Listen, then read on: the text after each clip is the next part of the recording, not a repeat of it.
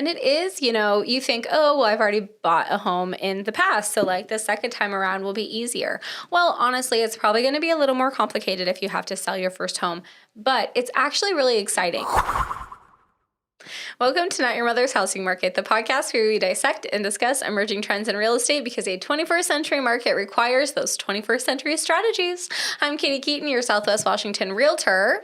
And I'm Gabby Graves, your local lender, NMLS number 2190032 with Synergy One Lending. And we're rolling with that one because we have done the intro to this about 5 times. We have. And truly, we are just professionally unhinged as usual, so I don't see it getting better. This is just who we are, and that's why people love us. Couldn't have said it better myself.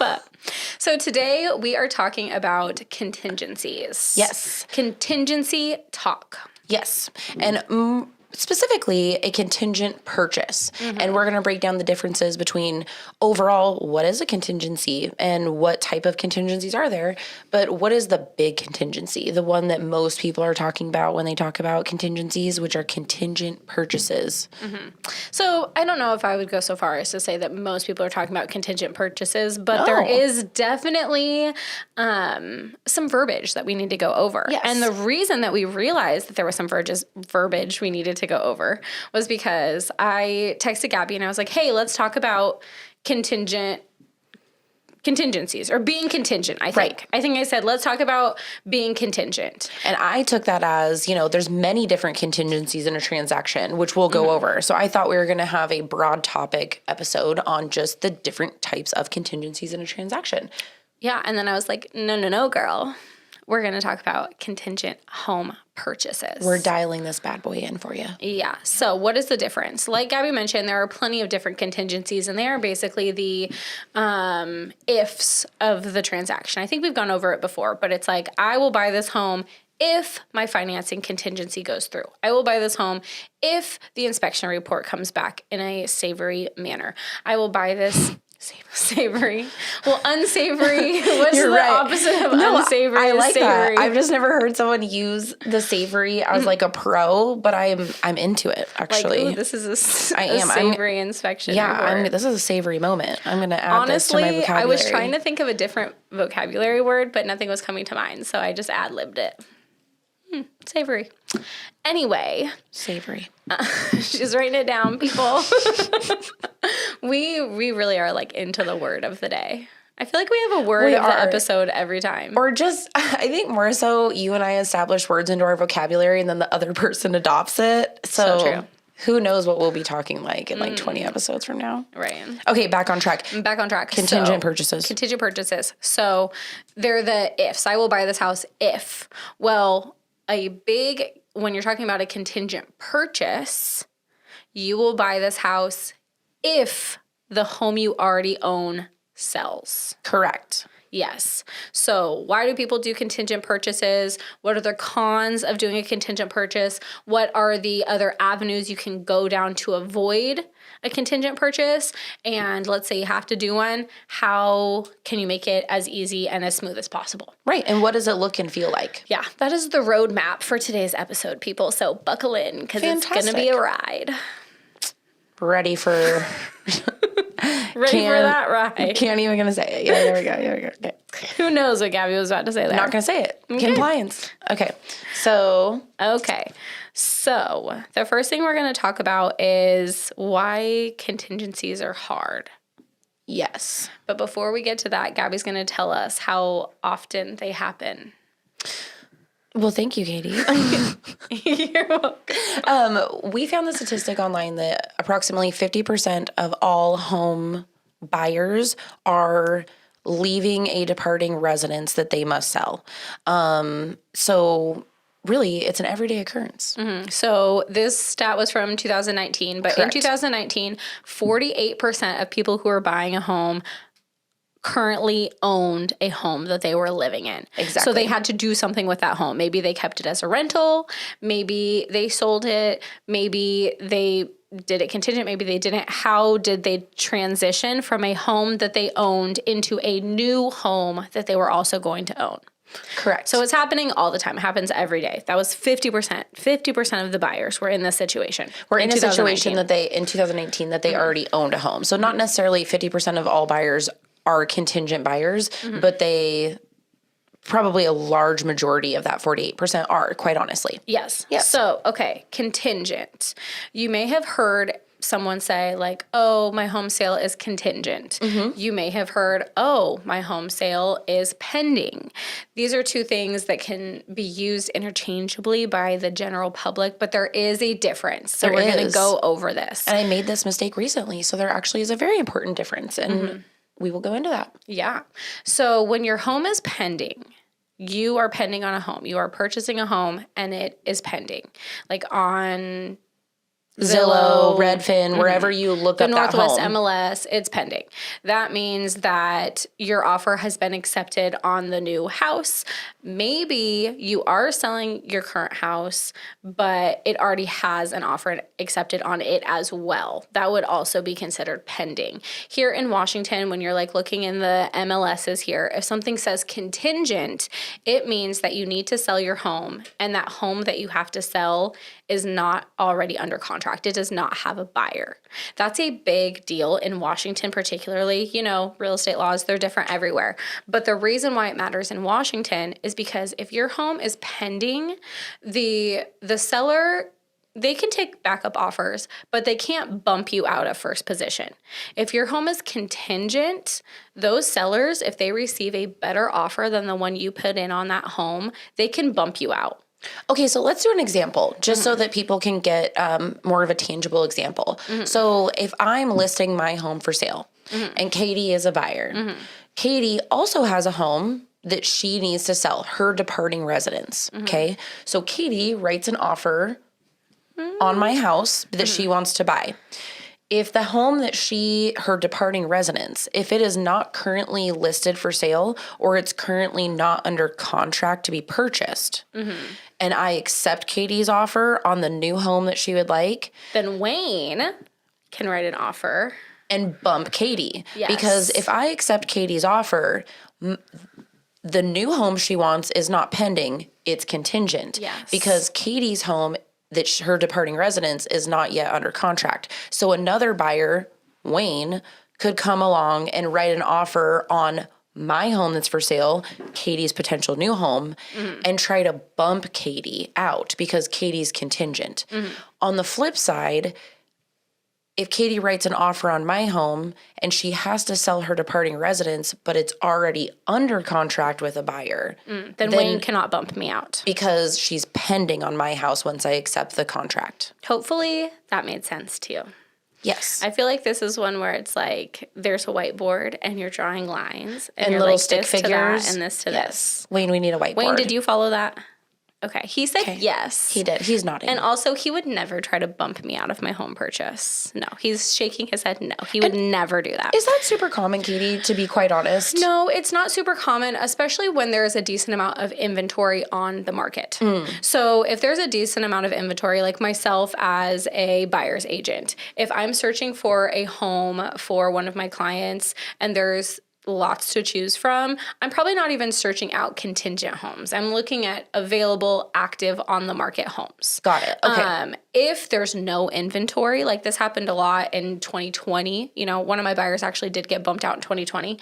It was happening more because there was such little inventory that buyers agents and their buyers were looking for those bumpable people. Were looking for those, you know, home sales that were on shaky ground to see if they could sneak in there. Right. Much more competitive at the time. Also, it isn't a unilateral like bumping out. Basically, if Gabby was selling her home to me, yada, yada, stick figures, all that, right? And Wayne wrote the offer. Gabby couldn't just be like, see ya, Katie, time to go. She would have to say, or her agent would have to say, hey, we got another offer. It's better than yours. You gotta go. You gotta do something. But they have to contractually give me a little bit of time to get my house under contract and allow me to go pending. So the way the standard forms in Washington are written, I would have 5 business days. 5 business days is not a lot of time, but basically it would give me time to either talk with my lender to figure out if I could be qualified for this home without selling my current home so that I would take away that contingency. And we'll talk about those options in a moment. Yes. or I could drastically reduce the price of my home I need to sell to try to quickly get someone to snap it up. Absolutely. Yeah. So you have a week. You have 5 business days to make something happen with the home you're trying to sell and block that bump. Love that. Block that We're bump. blocking the bump. We're the bump blockers, baby. Yeah. Have you ever worn those gigantic sumo suits? No.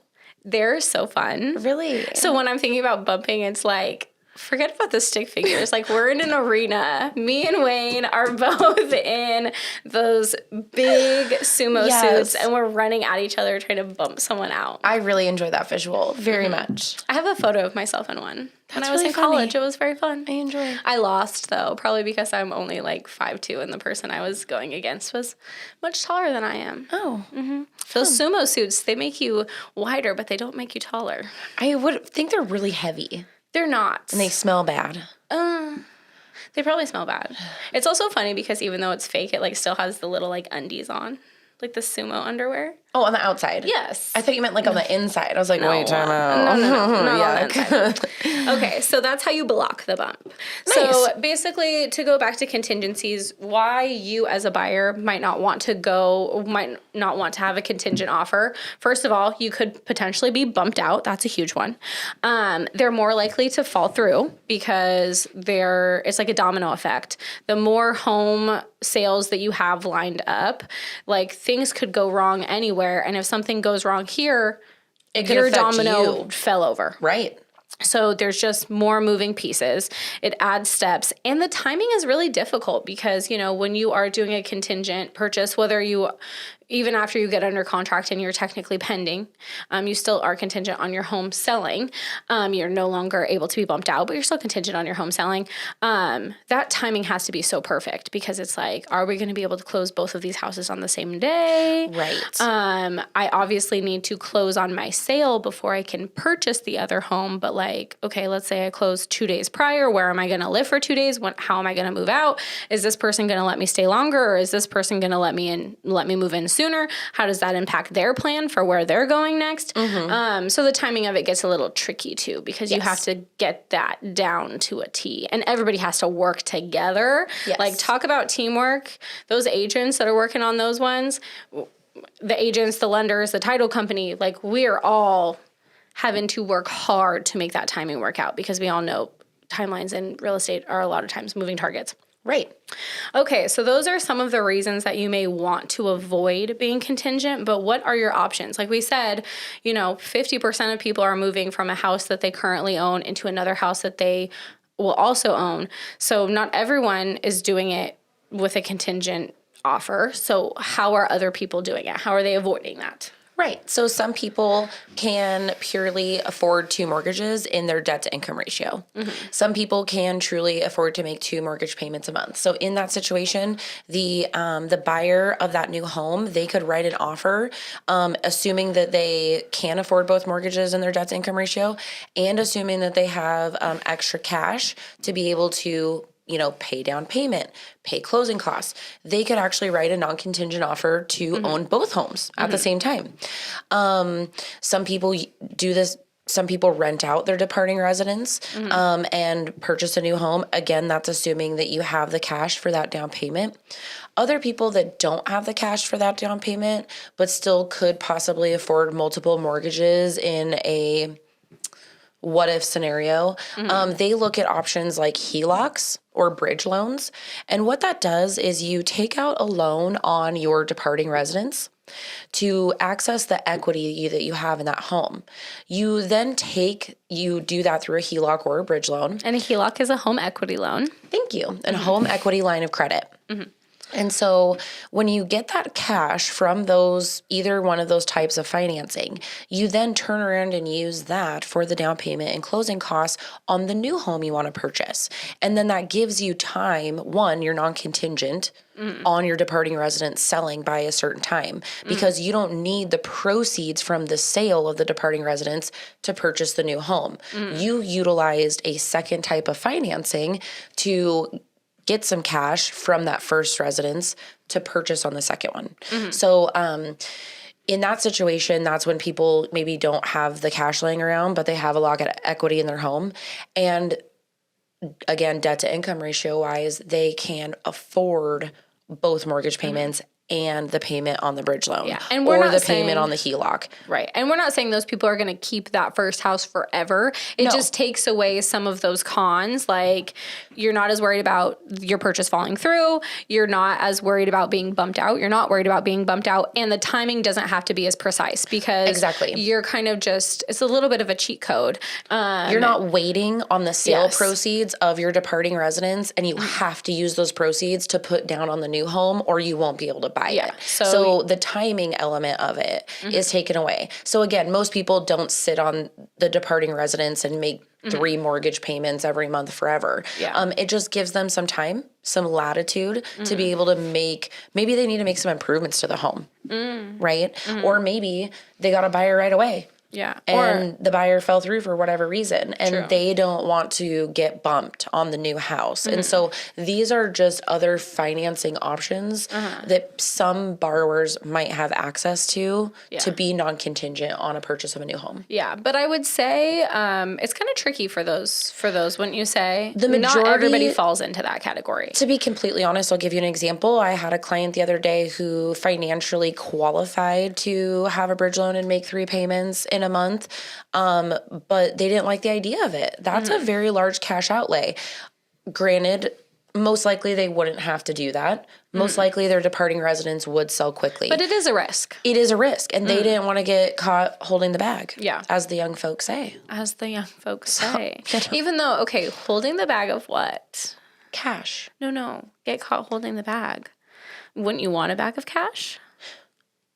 True, but I think in this case, the bag's like you're getting caught holding the bag, owing a bunch of money, so you have to make the payments on it. I know, I'm just curious where that saying came from. So it's like a backwards bag. You're holding the backwards bag. And you're the one that ends up holding the bag when the cops come? To be honest, I think the bag was originally like just... You're making money. You're making money moves, right? You're getting the bag. No, because then holding the bag is a bad thing. So it couldn't be that. But it's not. No. Holding the bag's not. Well, yes, holding the bag is a bad thing. We're talking about 2 different phrases here. Getting caught holding the bag and making a bag. No. Making a bag, I understand that. Okay. Getting caught with the bag is a bad thing. We need to look this up. We're going to write that down next to savory. So in my mind... I'm going to say the saying comes from, well, we have our Gen Z correspondent downstairs, so I'll ask her, but I don't even know if she'll know because... I think you're like confusing getting caught red-handed with like getting caught holding a bag. I don't think the phrase is like getting caught holding the bag. Like you want the bag. Although I am using the phrase wrong. No, getting caught holding the bag. I'm like saying it like getting caught with the liabilities. Yes. Which maybe isn't a bag. It's like a... Anyway, it doesn't matter. I'm just curious. If you know where that phrase came from, comment it down below. Yeah. Please comment below. We need to know. We need the engagement.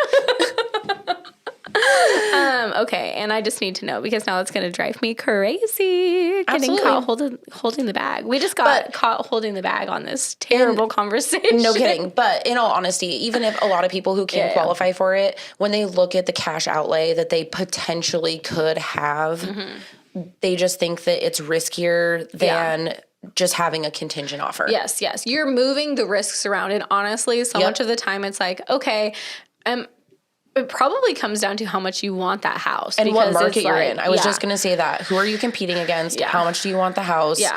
And what market are you in? Is it necessary? How much are you planning to risk? Yes, exactly. Okay. So those are kind of the different options if you still need to sell a home, but you kind of want to avoid some of the problems with writing a contingent offer. Okay. So now let's move on. Let's say that none of these work for you because, I mean, let's be honest. They don't for a lot of people, honestly. And even if technically on paper they work, like they might not make sense for like you. My example. Exactly. It didn't sound like a good idea for them. Exactly. So, okay, let's say, all right, we explored our options. We can't qualify to have both mortgages at the same time. We don't want to do a bridge loan. We're not interested in a HELOC, blah, blah, blah, blah. All right, well, we still need to move. We still have the house to sell. So I guess we're going to write a contingent offer. Realtor, what should we do? So we've got a few different options. And honestly, when you are having that conversation with your realtor, like if I were to meet with a client, which I've done many times, and they say, okay, hey, we have this home that we need to sell. We want to purchase a home.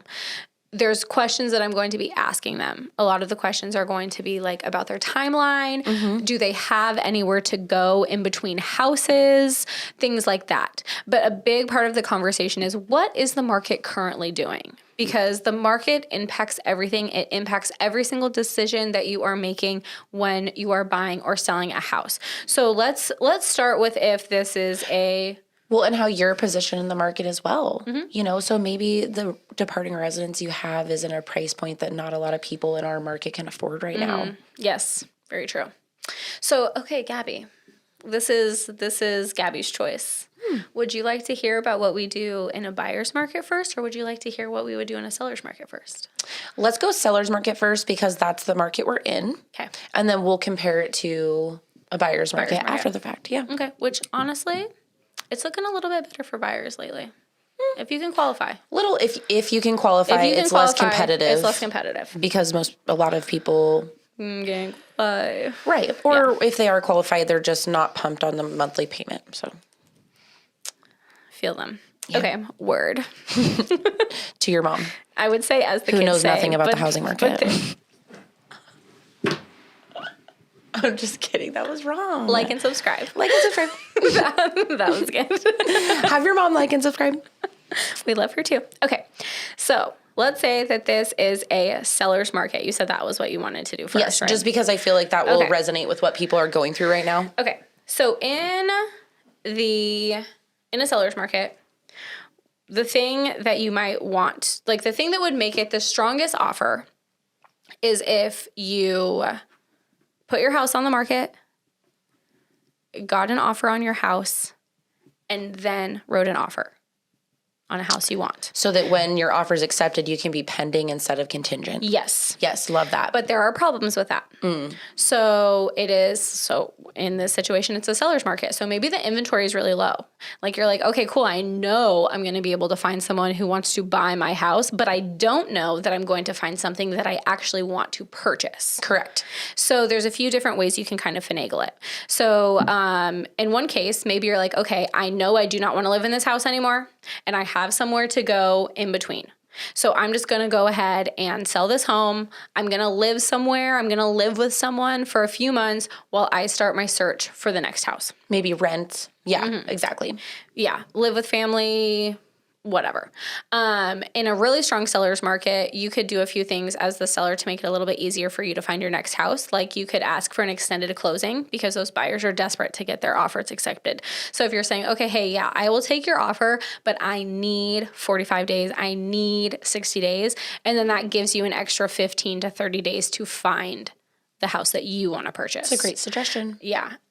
Or even if it's really crazy seller's market, you could even ask for them to give you a rent back. So you're like, hey, I am going to sell you this house and we're going to close in a normal amount of time. You are going to be the owner of this house in 30 days, but I would like to live in the house for an extra 2 weeks, or I would like to live in the house for an extra month.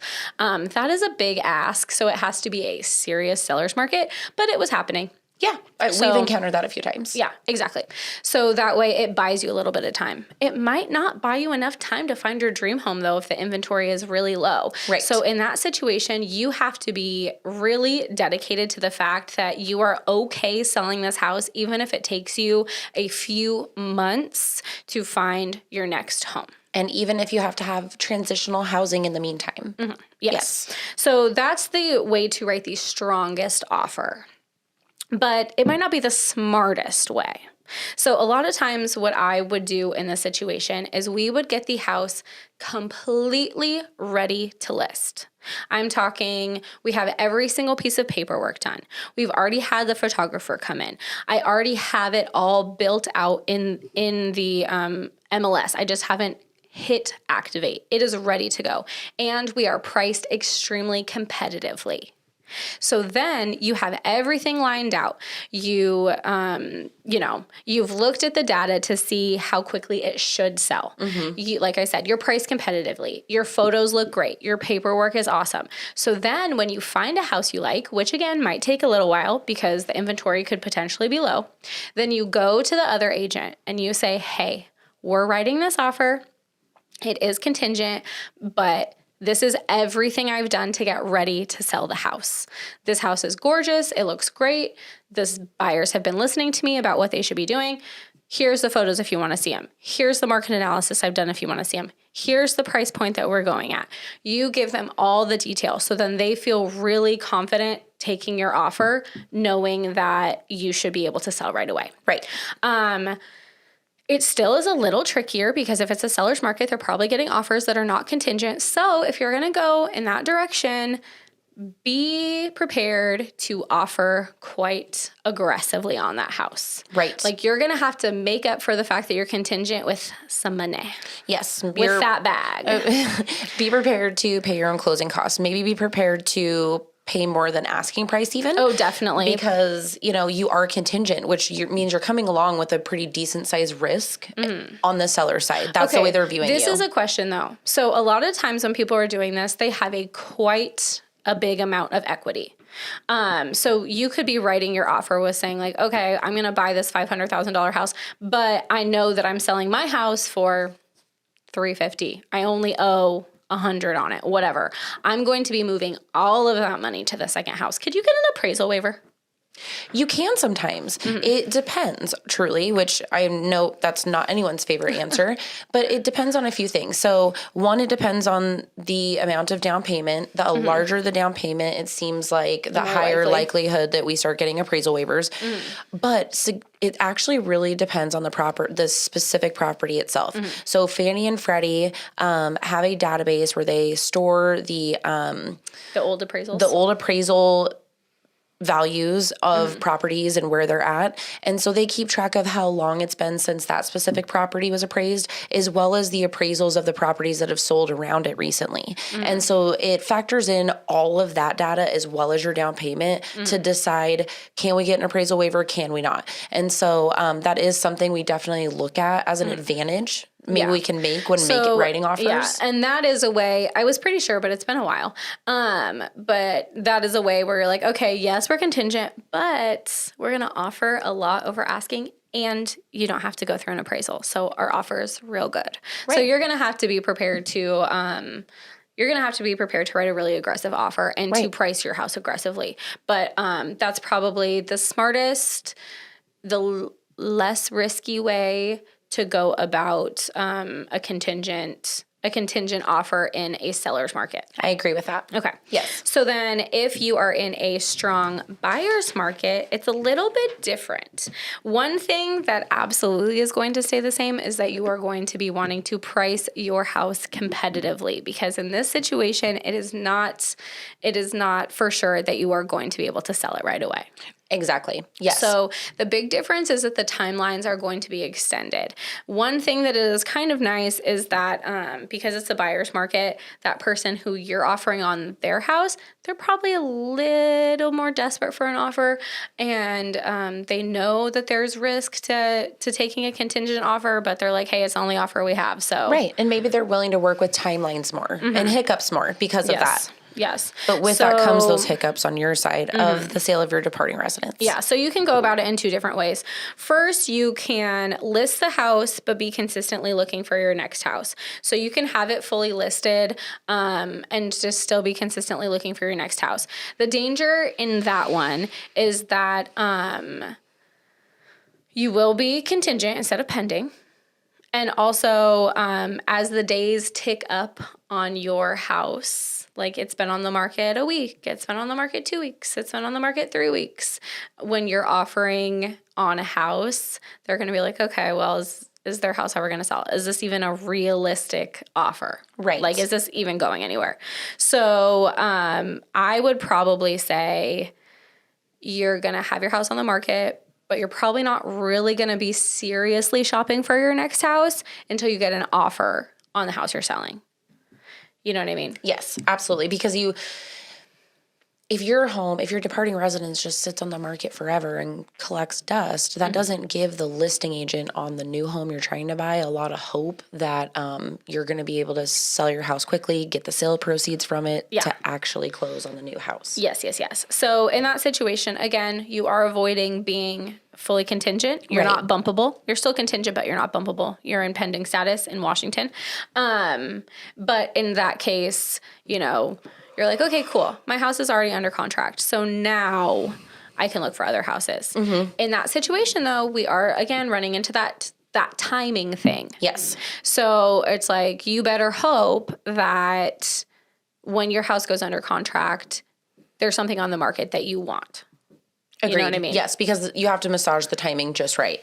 Massage the timing. Yes. Very important. Or you have to have a backup plan of a transitional place you're going to live in the meantime. Mm-hmm. And really, kind of as just a tip in general, that makes it the easiest it can be, but it's not always realistic. Right. And even if that doesn't work for you, like we said, people are doing this every day. Right. I feel like we touched on a lot of complicated things that could come up, different scenarios you could take, and this probably sounds very tricky and a little scary, but back to what we said at the beginning, people are going into contingent contracts every day. It is not uncommon. Yeah. And so there are ways to navigate through this. You just have to have a good team. Yes, exactly. And it is going to take teamwork. And it is, you think, oh, well, I've already bought a home in the past, so like the second time around will be easier. Well, honestly, it's probably going to be a little more complicated if you have to sell your first home. But it's actually really exciting because one of the wonderful things about being a homeowner is that it is the first step on the property ladder. Right. So it might be a little trickier, but like you're taking a step up the property ladder, and that is something to be excited about. It is. It really is. I mean, a lot of times people are moving to that second home for exciting and happy reasons, on top of the fact that you are growing your personal wealth when you are buying a more expensive home. And so you're adding to your financial portfolio. Yeah, so you're using your equity, you're taking for that the right next step. reasons. Yeah, exactly. Yes. So it is something exciting. It's a little tricky, but if you have the right team, you can figure out the best game plan for you. And it's worth it. Absolutely. Yeah. Well, thank you so much for listening. And remember, you can follow us everywhere at Not Your Mother's Housing Market.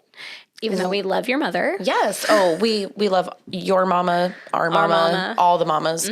We're mamas. We have to shout out to the moms. Yeah. But yes, like and subscribe on YouTube. Yeah, like and subscribe. Follow us everywhere. Keep up to date on Facebook. On our goings-ons. We try to post some funny reels, some funny things. And we'll see you next time. I'm Katie Keaton, your Southwest Washington realtor. I'm Gabby Graves, your local lender. Thanks for listening. Have a great day, guys. Bye-bye.